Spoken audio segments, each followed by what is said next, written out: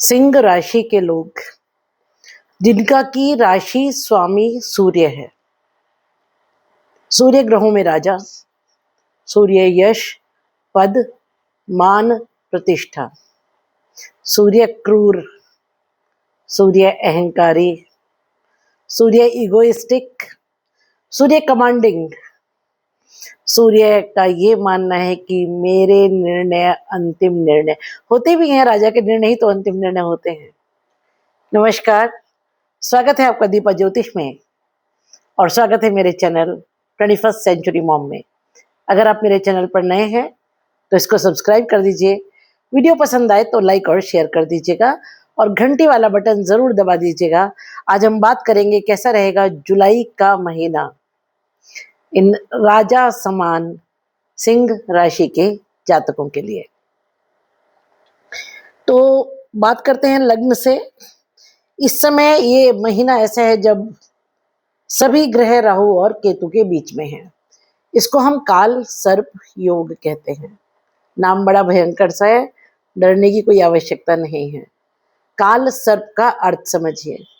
देखिए, बाकी के 7 ग्रहों को आप पिंड रूप में आसमान में देख सकते हैं। बॉल शेप में 7 के 7 ग्रह आपको नजर आते हैं, लेकिन राहु और केतु हमको नजर नहीं आते क्योंकि ये 2 नोड्स हैं।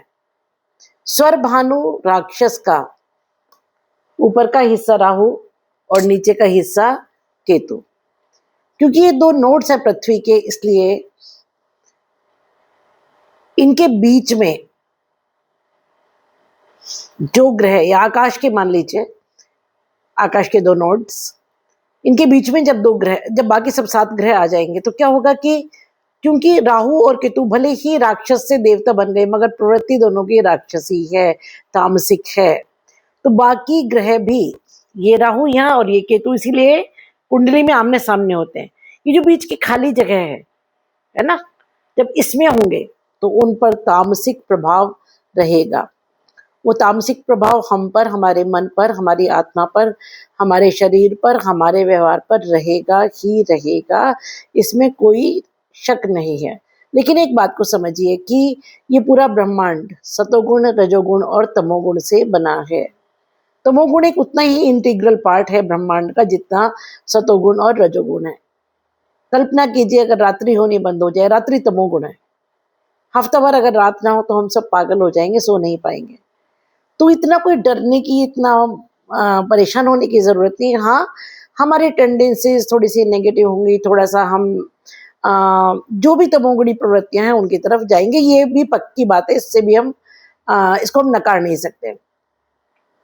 पहले घर की बात करें तो केतु मघा में है यहाँ पर और 4 जुलाई से शुक्र आ जाएंगे। केतु और शुक्र दोनों आपस में मित्र हैं। केतु क्रिस्टल है, केतु मैग्नीफायर है, केतु एम्पलीफायर है।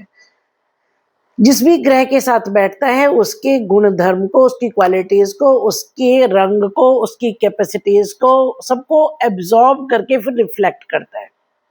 यानी जिस ग्रह के साथ बैठेगा उसकी शक्ति को 100 गुना बढ़ा देगा। अभी शुक्र के साथ बैठा है तो शुक्र की शक्ति को 100 गुना बढ़ा देगा। केतु क्रिस्टल है। आप ऐसा मान के चलिए कि आपके घर के किसी क्रिस्टल बॉल में आप रेड कलर डालेंगे तो वो रेड हो जाएगा, ब्लू डालेंगे तो ब्लू हो जाएगा, ग्रीन डालेंगे तो ग्रीन हो जाएगा। इस समय आपके क्रिस्टल बॉल में व्हाइट कलर है क्योंकि शुक्र व्हाइट है, सफेद है। अब जब केतु खुद मघा में है, मघा नक्षत्र पितृ कृपा को दिखाता है, तो पितृ कृपा से शुक्र के गुण जो है, शुक्र की जो क्वालिटीज है, शुक्र जिन चीजों को रिप्रेजेंट करता है वो हमें प्राप्त होंगी, सिंह वालों को प्राप्त होंगी। शुक्र धन है, वैभव है, संपदा है, प्रेम है, ऐश्वर्य है, संतति है, ललित कलाएं हैं। जो लोग इस समय फिल्म क्षेत्र में हैं, स्त्रियों के प्रसाधन बनाते हैं या उनकी ज्वेलरी बनाते हैं या ललित कलाओं या सौंदर्य कलाओं में है या मॉडलिंग में है, उनके लिए ये समय बहुत बहुत बहुत अच्छा है। सिंह राशि के जो लोग इस फील्ड में हैं उनके लिए ये समय बहुत अच्छा होगा। आपकी प्रतिभा, आपकी कला, आपका धन वैभव मल्टीप्लाइड होकर के आपको मिलेगा। यहाँ पर मंगल की 4थी और राहु की 7वीं दृष्टि है। अचानक घटनाएं होंगी। हालांकि राहु इस समय शतभिषा में है, तो हीलिंग, मंगल मार्गी और उदित है, लेकिन राहु और मंगल मिलकर के विस्फोटक योग बनाते हैं। तो कुछ घटनाएं ऐसी होंगी जो अचानक होंगी, आप थोड़ा सा उनसे परेशान हो सकते हैं, उसके लिए भी थोड़ा सा तैयार रहिए।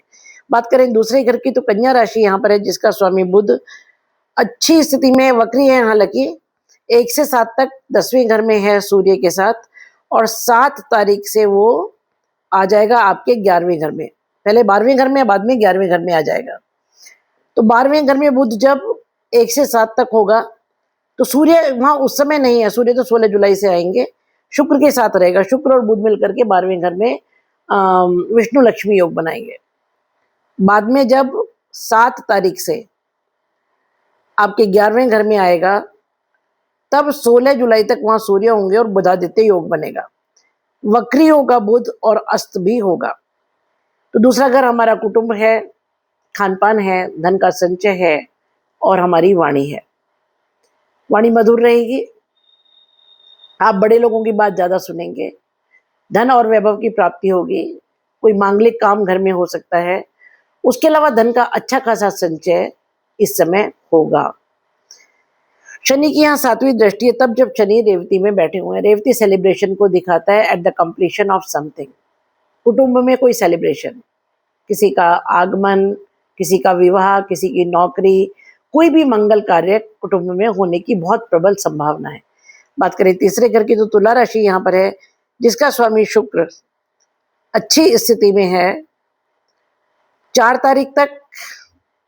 तो आपके 12वें घर में, 12वें घर के शुक्र को अच्छा मानते हैं, और बाद में आपके प्रथम भाव में। हालांकि प्रथम भाव में शत्रु घर में है, केतु के साथ तो मित्र है, लेकिन केतु और शुक्र दोनों जिसके घर में बैठे हैं, सिंह राशि सूर्य, उसके साथ शुक्र की कुछ बनती नहीं, और केतु के साथ तो ग्रहण दोष है। तो क्या होगा कि 4 तारीख तक आपके घर में वैभव रहेगा, विदेश से लाभ रहेगा, कुछ खर्चा तो होगा, लेकिन उन चीजों पर होगा जिससे आपको सुख की प्राप्ति होगी। शैया सुख, प्रेम सुख, ये सब प्राप्त होगा। उसके बाद जब वो केतु के साथ आएगा, तो जैसे कि मैंने पहले घर को डिस्क्राइब करते समय बताया था कि अच्छा खासा धन का आगमन रहेगा, सौंदर्य प्रसाधनों का, घर में कुछ अच्छा इंटीरियर आप करा सकते हैं, लग्जरी आइटम्स ले सकते हैं, घर गाड़ी इत्यादि खरीद सकते हैं। तीसरा घर पराक्रम है, मेहनत है, और राहु की है 9वीं दृष्टि है। तो अचानक कुछ प्लान्स, छोटी यात्राएं, अचानक छोटी यात्राएं हो सकती हैं। आप अचानक कुछ डिसीजन मेकिंग कर सकते हैं जिससे आपको लाभ की प्राप्ति होगी। थोड़ा सा पिता के साथ या बॉस के साथ मतभेद होने की उम्मीद है, और शुक्र जब सूर्य के घर में या सूर्य के साथ होता है, तो वैवाहिक जीवन में थोड़े से मतभेद की प्रोबेबिलिटी या पॉसिबिलिटी हो जाती है। बात करते हैं चौथे घर की, तो वृश्चिक राशि, जिसका स्वामी मंगल बहुत प्रबल स्थिति में 10वें घर में बैठ करके पूर्ण दृष्टि से अपने घर को देख रहे हैं। मैंने एस्ट्रोलॉजी अपने पिताजी से सीखी, वो ही मेरे गुरु थे। वो कहते थे कि जब कोई ग्रह किसी और घर में बैठकर अपनी राशि या अपने घर को पूर्ण दृष्टि से देखता है, तो ऐसे समझो कोई बच्चा विदेश पैसा कमाने गया, $100 कमाए, 10 उसने अपने पास रखे, $90, $90 अपने घर भेज दिए। कहाँ? जहां दृष्टि है। चौथा घर में मंगल की दृष्टि होना, मंगल भूमि का कारक है, भूमि पुत्र है, और चौथा घर भूमि, भवन और वाहन है। इस समय आप घर खरीद सकते हैं, प्लॉट खरीद सकते हैं, मकान का कंस्ट्रक्शन कर सकते हैं, कोई वाहन खरीद सकते हैं। खास तौर से जो लोग एनर्जी में डील करते हैं, पेट्रोलियम पदार्थों में डील करते हैं, या जो कंस्ट्रक्शन के बिजनेस में है, या डीलिंग ऑफ कंस्ट्रक्शन करते हैं, मकानों का ले बेच या जमीनों का ले बेच, उसके लिए ये समय बहुत बहुत बहुत अच्छा है। दूसरी बात, आप अपनी मातृभूमि पर कुछ बहुत अच्छा कर पाएंगे। बृहस्पति की भी 5वीं दृष्टि यहाँ तब है जब बृहस्पति पुष्य नक्षत्र में है। पुष्य नक्षत्र किसी पुराने बोए हुए पेड़ के फल की प्राप्ति को दिखाता है। अपनी जन्मभूमि पर, अपनी माता के घर में, अपनी माता के साथ जो पूर्व जन्म में या इस जन्म में भी आपने जो पूर्व में कर्म किए थे, उनका अब फलित होना निश्चित है। माता की विशेष कृपा आप पर रहेगी।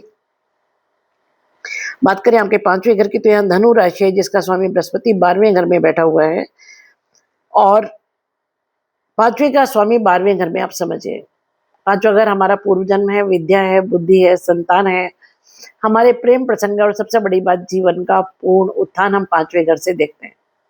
5वां घर हमें बताता है कि हम जीवन कहाँ से, किस स्तर से शुरू करके अंत में कहाँ तक पहुंचेंगे। बृहस्पति सबसे विशाल ग्रह है, सबसे ज्यादा पोर्टफोलियोज बृहस्पति के ही पास है। 5 पोर्टफोलियो अकेले बृहस्पति के पास है ना। धन, संतान, स्त्रियों के केस में पति, ज्ञान, आध्यात्मिकता, कुटुंब, ये सब बृहस्पति से ही पता लगता है। तो ऐसे में जब 5वें घर का स्वामी 12वें घर में बैठा होगा, 12वां घर खर्चा है, 12वां घर विदेश है, 12वां घर कोर्ट कचहरी है, 12वां घर ऐसे लोग हैं जो दूसरी धर्म, दूसरी जाति के हैं, लेकिन हमारा उनसे पाला पड़ता है, उनके साथ हमारा कांटेक्ट या कम्युनिकेशन होता है। तो क्या होगा कि इस समय आपको पूर्व जन्म के कर्मों के कारण विदेश से लाभ, कोर्ट कचहरी से लाभ, दूसरी भाषा, दूसरे धर्म के लोगों से लाभ, हॉस्पिटल से लाभ, अनाथाश्रम से लाभ, इन सब जगहों से लाभ होने की पॉसिबिलिटी। क्यों? क्योंकि बृहस्पति इस समय पुष्य नक्षत्र में है। यहाँ पर दृष्टि है केतु की, सूर्य की, बुध की, मंगल की और शनि की। केतु की जब दृष्टि 5वें घर में होगी तो केतु इस समय मघा में है। पिताजी कहते थे जो ग्रह जिस नक्षत्र में बैठता है उस नक्षत्र के अनुसार अपना आचार व्यवहार बदल लेता है। मतलब हम साधु के घर जाएंगे तो साधु जैसा व्यवहार करेंगे, डाकू के घर जाएंगे तो डाकू जैसा व्यवहार करेंगे। केतु मघा में, पितृ कृपा से 5वां घर संतान, संतान की प्राप्ति या संतान के कोई शुभ कर्म, उनकी नौकरी, उनकी पढ़ाई, कोई भी ऐसा काम जो संतान का अटका हुआ था वो इस समय, जबकि केतु विच्छेद को दिखाता है। मैं ये बात अपने हर वीडियो में हमेशा कहती हूँ, केतु सेपरेशन है, विच्छेद है, विरक्ति है, विरह है, मोक्ष है। लेकिन जब मघा में होगा तो मघा जैसा बिहेव करेगा। संतान के कुछ रुके हुए काम इस समय बन जाएंगे। जो लोग संतान प्राप्ति की इच्छा कर रहे हैं उनके लिए संतान प्राप्ति का योग बनता है। वैसे भी यहाँ का जो स्वामी है वो इस समय पुष्य नक्षत्र में है, जो कि बोए हुए बीज के फल को दिखाता है। सूर्य की यहाँ पर दृष्टि है, सूर्य इस घर का नेचुरल ओनर है कालपुरुष की कुंडली में, है ना। तो जहां जब नेचुरल ओनर की वाले घर पर, अपनी नेचुरल ओनरशिप वाले घर पर कोई ग्रह देखेगा तो अच्छे फल देगा, यश, पद, मान, प्रतिष्ठा की प्राप्ति दिखाता है। बुध जब सूर्य के साथ यहाँ देखेगा तो बुधादित्य दृष्टि, मैनेजमेंट बहुत अच्छा। शनि की दशम दृष्टि तब है जब शनि रेवती में है, फिर वही चीज दिखा रहा है, संतान की ओर से कोई सेलिब्रेशन, प्रेम प्रसंगों में कोई सेलिब्रेशन। मंगल की 8वीं दृष्टि यहाँ पर है। मंगल इस समय बहुत प्रबल स्थिति में दशम भाव में बैठे हुए हैं। कर्म स्थान पर पूर्व जन्म के पुण्यों से कोई लाभ, इसकी बहुत प्रबल संभावना है। बात करिए आपके छठे घर की, तो छठे घर में मकर राशि है जिसका स्वामी शनि 8वें घर में बैठा है। जब छठे का स्वामी 8वें में या 8वें का छठे में बैठा हो तो इसको हम विपरीत राजयोग कहते हैं। विपरीत राजयोग का अर्थ है पहले कोई कष्ट होकर के फिर कुछ शुभ होना, फिर कोई शुभ फल की प्राप्ति। छठा घर रोग, ऋण और शत्रु है। हो सकता है कोई छोटी मोटी बीमारी, कोई छोटा मोटा ऋण आपको किसी बड़े बीमारी से, बड़े ऋण से बचाए, कोई छोटी मोटी लड़ाई किसी बहुत बड़े युद्ध से बचाए। यहाँ पर सूर्य की दृष्टि है, बुध की दृष्टि है, शुक्र की दृष्टि और बृहस्पति पूर्ण दृष्टि से इस घर को देख रहे हैं। तब जब बृहस्पति पुष्य में है, किसी बहुत बड़े ऋण से मुक्ति होगी, किसी बहुत बड़े रोग से मुक्ति होगी, किसी बहुत बड़े शत्रु का नाश होगा। ये जो योग है ना, मेरे पिताजी ने जो ज्योतिषीय ग्रंथ थे वो मुझे पढ़ाए, सभी पढ़ाए। उसके अलावा उनकी अपनी जो रिसर्च थी जीवन की वो उन्होंने मुझे दी। बृहस्पति पुष्य में बैठ करके जब इस घर को देखेगा विशेष रूप से सूर्य के साथ, तो सबसे पहली बात तो यह है कि 4 तारीख तक शुक्र भी वहां है, 2 गुरुओं की दृष्टि एक साथ इस घर पर पड़ेगी। तो क्या होगा, बड़ी समझदारी से आप शत्रुओं से निपटेंगे। पिताजी कहते थे जब 2 ग्रह, दोनों गुरु मिलकर के एक साथ छठे घर को देखते हैं तो बड़े प्रेम से प्रकृति खुद आपके शत्रुओं को, यानी ईश्वर खुद आपके शत्रुओं को निपटाता है। और सबसे बड़ी बात यह है कि आप अपनी आंख के सामने उनको निपटता हुआ देखते हैं। ये revenge of nature, justice of nature, प्रकृति का न्याय, दोनों गुरु मिलकर के, यानी बृहस्पति और शुक्र आपको प्रदान करते हैं। बात करें आपके 7वें घर की, तो राहु यहाँ शतभिषा में है, 2 अगस्त तक शतभिषा में रहेंगे। केतु की 7वीं दृष्टि और शुक्र की 7वीं दृष्टि, राहु और शुक्र आपस में मित्र हैं, और राहु यहाँ बहुत प्रबल स्थिति में कुंभ राशि में बैठे हैं। कुंभ राशि का स्वामित्व जितना शनि के पास है उतना ही राहु के पास है। राहु इस समय अपनी ही राशि में और अपने ही नक्षत्र में। माना राहु राक्षस है, माना राहु छल है, माना राहु कपट है, माना राहु अमर्यादित सोच है, लेकिन राहु जो ड्रीम्स दिखाता है ना, वो फेक ड्रीम्स नहीं होते। वो उन ड्रीम्स को पूरा करने के लिए आपको plan A, plan B, plan C, plan D, plan E, plan F तक देगा, बैठने नहीं देगा आपको। 7वां घर हमारा married life, business, business partnership, इन तीनों में ही जो प्रॉब्लम्स चल रही थी, शतभिषा में है राहु अभी। शतभिषा 100 डॉक्टर्स, 100 वैद्यों से हीलिंग, इन तीनों फील्ड्स में, मैरिड लाइफ की प्रॉब्लम्स में, बिजनेस की प्रॉब्लम्स में, बिजनेस पार्टनरशिप की प्रॉब्लम्स में। तो 2 अगस्त तक ये स्थिति रहेगी, जब तक राहु नक्षत्र परिवर्तन नहीं करता है। इनमें हीलिंग मिलेगी आपको, और शुक्र प्रेम है, शुक्र सामंजस्य है, शुक्र वैभव है, धन है, लक्ष्मी है, ललित कलाएं हैं, और हमारा वैवाहिक जीवन शुक्र ही है। तो क्या होगा कि एक सामंजस्य, हालांकि थोड़ी बहुत उठापटक रहेगी, मैंने आपको पहले ही कह दिया, क्योंकि शुक्र इस समय सूर्य के घर में होगा। उसके बावजूद कई बार ऐसा होता है कि मन में बात रख के बैठते हैं और कुंठा में अंदर अंदर जलते रहते हैं। उससे अच्छा है कि सामने वाले को सामने बिठा करके थोड़ी देर लड़ लो भले ही, लेकिन मन की बात अपनी भी कह दो और उसकी भी सुन लो। ऐसी स्थिति आएगी आपके जीवन में, आप अपनी बात कह पाएंगे, जो भी मन के अंदर है उसका गुबार निकाल देंगे, और सामने वाला भी अपने मन का गुबार निकाल देगा। तो उससे क्या होगा कि उनका मन भी हल्का और आपका मन भी हल्का, और एक तूफान के बाद जो शांति आती है, तूफान के पहले की शांति नहीं, तूफान जब गुजर गया उसके बाद जो शांति आती है वो शांति आएगी।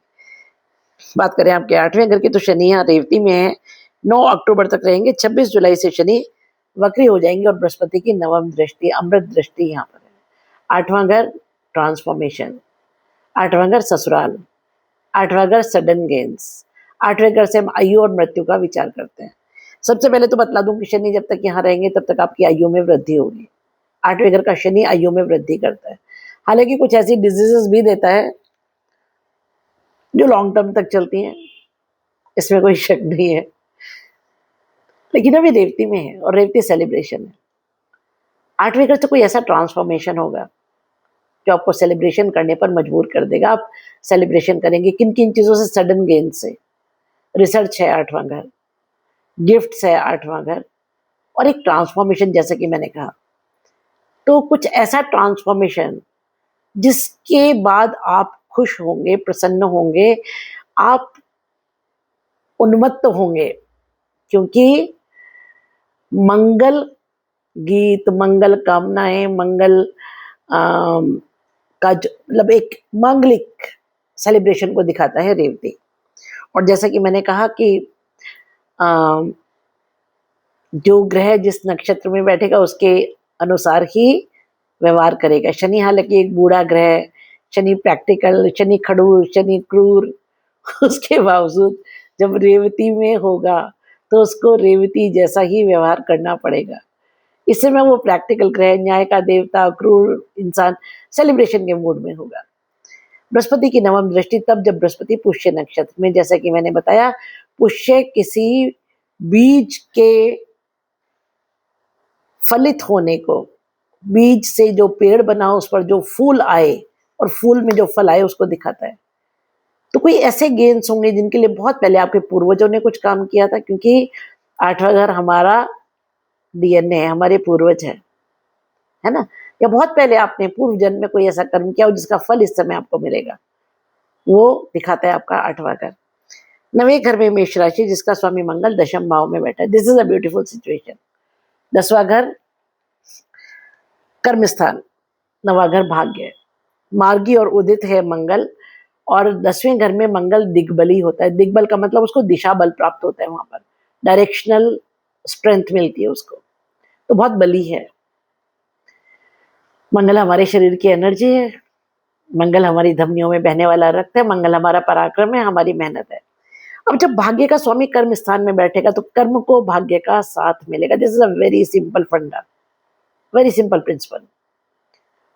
जब कर्म को भाग्य का पूर्ण साथ मिलेगा तो क्या होगा, कर्म के फल बहुत इजीली मिलेंगे। इस समय आपके वर्क प्लेस पर कोई बहुत बड़े अचीवमेंट्स आप करेंगे। हालांकि शनि की तीसरी दृष्टि भी वहां पर है जो क्रूर दृष्टि होती है, लेकिन शनि इस समय रेवती में है, उसको ख्याल रखिए। कुछ ऐसे रिजल्ट्स मिलेंगे कर्म स्थान पर जिसका आपको सेलिब्रेशन करने का मन होगा। 11वें घर की बात करें तो यहाँ सूर्य 16 जुलाई तक है, बुध यहाँ वक्री और अस्त है। 21 जुलाई से बुध मार्गी हो जाएंगे और राहु की यहाँ पर पंचम दृष्टि है। आप पहले अस्त ग्रह को समझिए। अस्त ग्रह का मतलब यह है कि जब कोई ग्रह सूर्य के बहुत करीब आ जाता है तो सूर्य की रोशनी, सूर्य की आभा, सूर्य का प्रकाश, सूर्य का तेज, सूर्य की एनर्जी उस ग्रह की एनर्जी को अपने आप में एब्जॉर्ब कर लेती है।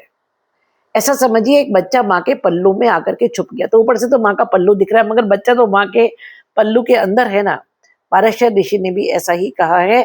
वो कहते हैं जब कोई ग्रह सूर्य से अस्त होता है, इनफैक्ट सूर्य से ही अस्त होते हैं सारे ग्रह, तो सूर्य उसको अपने हृदय में धारण कर लेते हैं, हृदयस्थ हो जाता है वो। इसका मतलब ये हुआ बुध की powers will be transferred to sun. बुध की सत्ता, बुध की शक्ति, बुध का डिपार्टमेंट इस समय सूर्य के पास चला जाएगा। बुध मैनेजमेंट है, बुध बैंकिंग है, बुध ऑडिट है, बुध बुद्धि है। सूर्य पिता, सूर्य बॉस या कोई बड़ा बुजुर्ग। आपकी बुद्धि इस समय किसी बड़े बुजुर्ग के अनुसार निर्णय लेगी जिससे कि आपको लाभ और इच्छा प्राप्ति होगी। आप किसी की सुनेंगे, किसी की सलाह लेंगे। तो बुध का, और बुध वक्री है, वक्री ग्रह प्रबल हो जाता है। मुझे अभी किसी ने लास्ट वीडियो में एक सवाल पूछा कि मैडम बुध तो अस्त है फिर भी क्या बुधादित्य योग का फल मिलेगा? बिल्कुल मिलेगा। क्यों मिलेगा मैं बतला देती हूँ। बुध बालक है, बुध राजकुमार है। आप खुद समझिए, एक बालक के हिस्से के निर्णय जब पिता लेगा तो निर्णय बहुत मेच्योर्ड होंगे, समझदारी से पूर्ण होंगे, दूरदर्शिता से पूर्ण होंगे। 11वां घर लाभ है और इच्छा पूर्ति है। लाभ और इच्छा पूर्ति के लिए आप कुछ ऐसे निर्णय लेंगे जिसमें किसी बड़े की सलाह, उसकी मेच्योरिटी, उसका एक्सपीरियंस, उसकी नॉलेज आपके काम आएगी। आप दूसरों की सुनेंगे जिन्हें आप या तो पिता मानते हैं या पिता स्वरूप मानते हैं। सरकार से लाभ, बॉस से लाभ, आपके बिहाफ पर वो डिसीजन मेकिंग करेंगे और फायदा आपको होगा। ये एक बहुत सुंदर स्थिति है। माना अस्त है बुध। 21 जुलाई से जब मार्गी हो जाएंगे तो बच्चा अपने डिसीजन खुद लेना शुरू कर देगा। फिर पिताजी को कहेगा बस अब हो गया, आपने ले लिए जितने डिसीजन लेने थे, आगे के अब मुझे लेने दो। बुध इंडिपेंडेंट हो जाएगा 21 जुलाई से। राहु की 5वीं दृष्टि, तब जब राहु शतभिषा में, अचानक लाभ, अचानक इच्छा पूर्ति। कोई ऐसे घाव जो वक्त ने आपको दिए थे उन पर मरहम लगाएगा इस समय राहु। हालांकि राहु छल कपट क्रूर है पर इस समय शतभिषा में है। और जैसा कि पिताजी कहते थे कि कोई भी ग्रह वैसा बिहेव करेगा जिस नक्षत्र में बैठा है। शतभिषा, उसके स्वामी वरुण देव है। एक हाथ में वो औषधि और दूसरे हाथ में सोमरस लेकर के खड़े हुए हैं, वो सिंबल है उसका। तो जो सक्सेस मिलेगी ना उसका नशा भी होगा, इसमें भी कोई शक नहीं है। उसको संभालिएगा थोड़ा सा। बात करें 12वें घर की तो 12वां घर बहुत रिच है इस समय। सूर्य 16 जुलाई से 12वें घर में होंगे। बुध 1 से 7 तक शुरू में और शुक्र 4 तारीख तक है। बुध और शुक्र को मैं डिस्कस कर चुकी हूँ। सूर्य हालांकि मित्र की राशि में, पर 12वें घर में सूर्य को हम अच्छा नहीं मानते हैं। 6, 8, 12 में सूर्य को अच्छा नहीं मानते। सूर्य और चंद्रमा दोनों को ही नहीं मानते। हालांकि पारशर ऋषि तो कहते हैं 8वें में दोष नहीं लगता सूर्य और चंद्रमा को, पर मेरी रिसर्च ऐसा नहीं कहती। 12वें में सूर्य का जाने का मतलब समझिए। 12वां घर खर्चा है। सूर्य आत्मा है, सूर्य प्रकाश है, प्रकाश का खर्चा, आत्मा का खर्चा। कोई ऐसी चीजें जरूर होंगी जीवन में जिससे आत्मा को थोड़ा सा कष्ट रहेगा। 12वां घर विदेशी लोग हैं, राजा विदेशियों के प्रभाव में रहेगा। आपकी आत्मा बाहर वालों की ज्यादा सुनेगी, घर वालों की नहीं सुनेगी। आपका मन दूसरों के प्रभाव में ज्यादा रहेगा। बृहस्पति यहाँ पर मार्गी है, उदित है, उच्च है। खास तौर से 26 जून से 21 जुलाई तक 5 डिग्री पर पुष्य में अति उच्च, एक्सट्रीमली एक्सॉल्टेड। 26 जून से 1 जुलाई तक का समय ऐसा है जब आपको विदेश से विशेष लाभ, कोई कोर्ट कचहरी के मसले उलझे हुए तो वो क्लियर हो जाएंगे। बृहस्पति और सूर्य के आपस में एक अच्छी बॉन्डिंग, एक अच्छी अंडरस्टैंडिंग है। राजा और राजगुरु दोनों जब 12वें घर में बैठे होंगे, 12वां घर एग्जिट, 12वां घर विदेश, 12वां घर मल्टीनेशनल कंपनी, 12वां घर खर्चा, तो एक विचार विमर्श करेंगे। कब जाता है राजा राजपुरोहित के पास या राजपुरोहित राजा के पास कब आता है? यहाँ तो राजा खुद चल करके राजपुरोहित के पास आया, क्योंकि बृहस्पति तो पहले से 12वें घर में थे, सूर्य बाद में आए हैं। किस लिए आया है? मंत्रणा करने, कंसल्टेशन करने, खर्चों पर लगाम कैसे लगाई जाए, फाइनेंसेस को कैसे मैनेज किया जाए। बृहस्पति विस्तार है, हमारे सोलर सिस्टम का सबसे विशाल ग्रह, जिस घर में बैठा है उस घर को एनलार्जमेंट देता है, उस घर को विशालता देता है। 12वां घर विदेशी, 12वां घर खर्चा, खर्चे को बढ़ाएगा। विदेशियों का इंटरफेरेंस, बाहर वालों का इंटरफेरेंस घर में राजा रोकेगा, कहेगा नहीं, ये नुकसान दे सकता है। तो कुछ चीजों में लाभ होगा, नो, इसमें कोई शक नहीं है, लेकिन उसके बावजूद ये एक ऐसा समय होगा जब घर में आपके ऐसी परिस्थिति होगी कि एक जना खर्च करना चाहेगा, दूसरा उसको रोकेगा। ये एक अच्छी स्थिति है, क्योंकि एक अगर कुछ गलत कर रहा है, दूसरा रोक ले, उसी में भलाई है। तो आप, क्योंकि आपकी राशि का स्वामी सूर्य है, आप घर के मुखिया की तरह बिहेव करेंगे और एक्स्ट्रा खर्चों को रोकेंगे। हालांकि बृहस्पति जो खर्चे कराते हैं बड़ी समझदारी से कराते हैं, वो इन्वेस्टमेंट कराते हैं, लेकिन उसके बावजूद 12वें का बृहस्पति खर्चा तो कराता है। विदेश घूमना फिरना, आना जाना, बाहर वालों से संबंध, ये सब चीजें होंगी, तो उसके बेनिफिट्स भी हैं। लेकिन जब कोई भी चीज अति हो जाए तो उसको रोकना जरूरी है। जिसको सूर्य मित्र हैं बृहस्पति के, समझाएगा राजा राजगुरु को कि देखो जी, आप राजगुरु हैं पर अपनी सीमाओं में रहिए। ऐसी परिस्थितियां इस समय बनेंगी। ये है मेरी प्रेडिक्शंस सिंह राशि जुलाई के लिए। कुछ रेमेडीज मैं आपको बताती हूँ। सबसे पहले तो सूर्य को जल दीजिए, क्योंकि केतु बैठा हुआ है आपके लग्न में, लग्न पर ग्रहण है ना। वैसे भी इस समय, जैसे कि मैंने बताया कि काल सर्प योग है, तो पहले मैं काल सर्प का इलाज बतला देती हूँ। घर में कपूर रखिए और चींटियों को दाना दीजिए। घर में कपूर रखना राहु का इलाज है, चींटियों को दाना दे जा, चींटियों को आटा और चीनी देना केतु का इलाज है। ये कीजिए तो अगर कोई प्रॉब्लम्स है उसका सोल्यूशन निकल जाएगा। दूसरी बात ये, सूर्य को जल आपको तो हमेशा ही देना चाहिए, लग्न का स्वामी है। सूर्य को अगर आप जल देते तो अपनी प्रोग्रेस के रास्ते खोलते हैं, अपना आत्मिक बल, शारीरिक बल आप बढ़ाते हैं। तीसरे, बृहस्पति जब तक 12वें घर में है तब तक केले के पेड़ को थोड़ा सा हल्दी डाल करके जल दीजिए। इतना अगर आप कर लेते हैं तो इट्स मोर देन एनफ, काफी है इतना। एक छोटी सी रिक्वेस्ट आपसे है, मैं बहुत रिसर्च के बाद वीडियो बनाती हूँ। आपको वीडियो जैसा भी लगा, अच्छा लगा, बुरा लगा, सही लगा, गलत लगा, प्लीज एक छोटा सा कमेंट जरूर कीजिए। अगर वीडियो पसंद आए तो शेयर कीजिए इसको अपने मित्रों के साथ, परिवारजनों के साथ। और अगर आप मेरे चैनल पर पुराने हैं और सब्सक्राइब अब तक नहीं किए तो प्लीज सब्सक्राइब कीजिए, हम लोगों का मनोबल बढ़ता है इससे। Thanks, stay happy, stay blessed. मिलते हैं एक ऐसी वीडियो के लिए फिर बहुत जल्दी। तब तक खुश रहिए, मस्त रहिए।